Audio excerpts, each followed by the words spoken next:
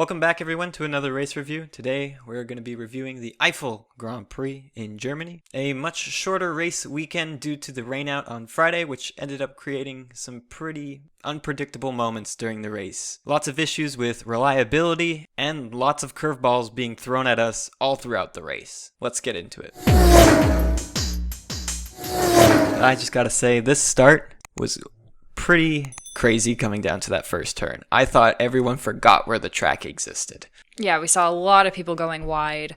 Bottas, once again, not having a great start, or so it seemed. Kind of looked like he was falling back, looked like Hamilton was gonna get the jump on him right away, but no, Bottas fought back, and at first I was kind of worried that we were gonna see another Spain 2016 incident with both of them going so wide and coming so close to each other. But no, Bottas made it past. He just was super aggressive, barreled his way in there, and he came out on top. Some drivers already getting into some issues later on, with Albon locking up, losing grid places. Our first battle begins with the fight for fourth place between Charles and Daniel. And that was honestly a bit painful because somehow within the first 10 laps of the race, there was seemingly a 17-second gap between P1 and Charles in P4. So he was a tractor, just holding up everyone on the highway. Daniel was trying as hard as he could to get past, but Charles just kept planting that Ferrari right where it needed to be. So Daniel gets past Leclerc, and it was pretty much smooth sailing after that point. Next, following that pass, you have Perez now catching up on Leclerc, and this looks like the demise of Ferrari, and they're going to slowly drop back. Speaking of downfalls and demise, Alex Albon, what a horrible race for him today. We saw him pit pretty early on. I think it was lap 12, likely because of the fact that he had already locked up his tires several times in the first few opening laps. Rejoins, has a lot of work to do. Everyone is questioning Red Bull's strategy once again. Next thing you know, we get a radio message saying there's some rain inbound. You see a few raindrops falling on some cameras. You're getting excited. First person we see spin is none other than Mr. Sebastian Vettel. It just hurts at this point. I just want this season to be over for him so he can get out of Ferrari, clean slate, new start, figure out what the hell is going wrong, because his confidence just has to be so low. After Vettel's spin, the next big moment is when Bottas locks up going into turn 1. Needs to take the widest turn around turn 1, loses his entire gap that he had to Hamilton, and is unable to hold on to the position. And things just kind of went from bad to worse for him. Hamilton gets by, and then Max is already right on his tails. He gets by as well. Bottas pits because his tires are just screwed after that lockup. And this kind of feels like the beginning of the end for him. Next, another turn 1 incident happened here where George Russell and Kimi were going in at the same time, and Kimi kind of punted George, knocking George out of this race. It was a real shame, but it's really difficult when George is never given the opportunity to fight because of some sort of absurd random hit that happens like this. This isn't the first time he's kind of been in a troublesome situation through no fault of his own. Ends up causing a virtual safety car just to pick up the debris. We see a lot of cars going into the pits much earlier than they anticipated. And this safety car seemed to be the catalyst that started a series of retirements. We get an incident between Albon and Kvya where Albon clips Kvyat's front wing, it goes flying, and he has to do a full lap without a front wing. And if we already thought things were looking bad for Bottas, it's just about to get a whole lot worse for him. He's having power issues, saying no power over the radio. He has to come in and they retire the car, and that's it. His day is done. This opened up the door, though, for a new team to be on the podium. Looking at the standings, you had Ricciardo, Perez, Albon, Norris, all up in there. But just when our hopes were up, people started dropping like flies. Ocon goes into the pits, car gets retired, he's out of the race. This had me stressed because whenever there is one Renault with power issues, I immediately think the other Renault is going to suffer the same fate. Next we have our two drivers that always end up racing each other, Gasly and Albon. Then we get a very quotable radio message from Albon saying, "Why are these guys racing me so hard?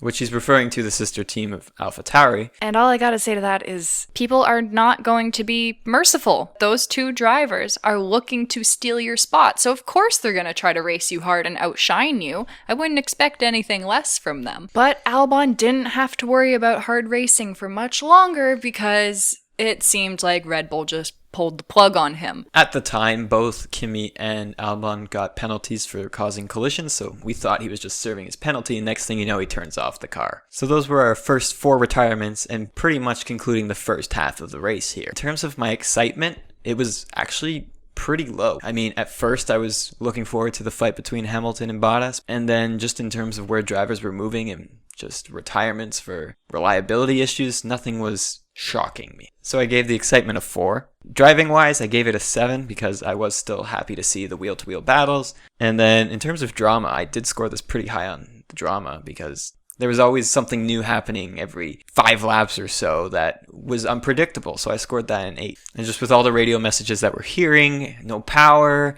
why are they racing me so hard? Seemed like a lot of conflict going on that we were seeing. Scoring my first half a 6.25.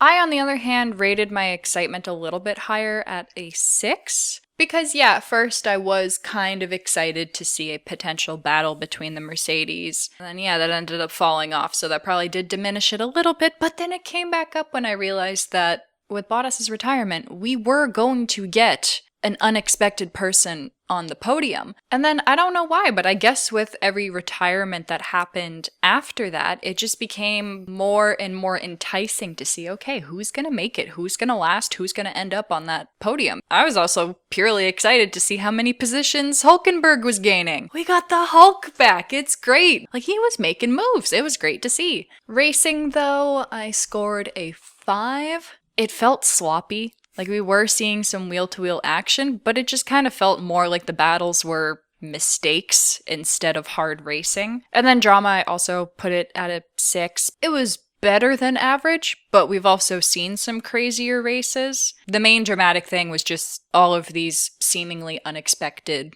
retirements. So that puts my first half at a 5.5. Moving on into the second half of this race, what stood out so far? Norris just having every sort of issue known to mankind. It was kind of going from the first half into the second half. It was happening around that lap 29 to 30 something. He's on the radio with his engineer and things are looking pretty grim. Every solution that they're offering is just being met with a snappy radio response from him saying it's not doing anything. And now we see the continuation of the battle for that third position. Once everyone pits, it eventually restructures back out to Ricciardo is now sitting in that position, Charles, and then Perez. For the first bit, we get Perez fighting with Charles. Overall benefited Ricciardo because it slowed down Perez once he did get past. This sort of battle of who was going to get the third place podium was stressful. You could see that the gap was dwindling down almost half a second per lap. Ricciardo's tires are much older than Perez's. Is Daniel going to pit again just to get a better chance at catching back up to Perez? Lucky for Daniel, though, he didn't really have to think about any of that because Norris gifted him a safety car.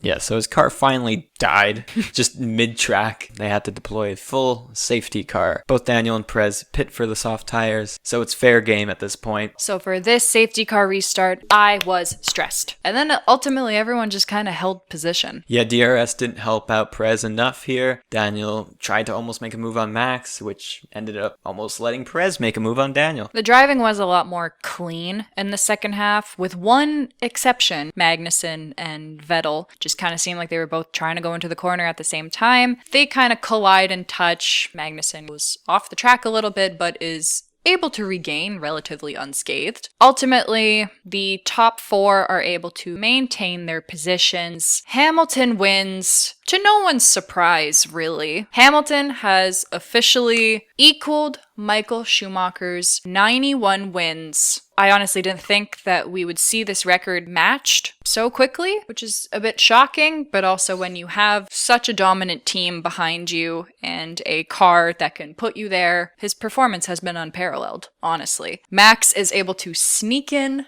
that fastest lap on the last lap of the race, and he sounded thrilled. And Ricciardo takes our third place, scoring Renault, their first podium since 2011. I was beyond excited. I mean, for the last 20 laps of the race, I thought I was either going to throw up or pass out because I was so stressed. So glad to see that all of the hard work that Renault has been putting in has paid off. So when looking at my scorecard, my excitement did go up with that stress between who was going to get the third position. I scored that a 6. My driving stayed roughly consistent, although I dropped it down to a 6, just there was less quantity of passes I felt in the second half. And in terms of drama, I scored that also a 6. So 6 all across the boards. I basically just bumped all of my points up by 1, so excitement was a 7, pretty much entirely due to that battle for third place. The racing I did bump up to a 6, largely because of that little scuffle that happened after the safety car restart. Really strong driving from Sainz and Gasly, and then drama put it at a 7 because we did get a safety car and we did have a questionable podium result. I didn't really know what was going to happen. I didn't know who had the advantage between this plethora of drivers all fighting for that last spot on there. So that puts my second half of the race at a 6.5. So the official CCF1 score for the Eifel Grand Prix was a 6. A race with a lot of memorable moments, especially for a few teams, and Lewis Hamilton tying the record. And here is how the Eifel Grand Prix compares to the other races. We now have all the races on the board here. Make sure to tune back in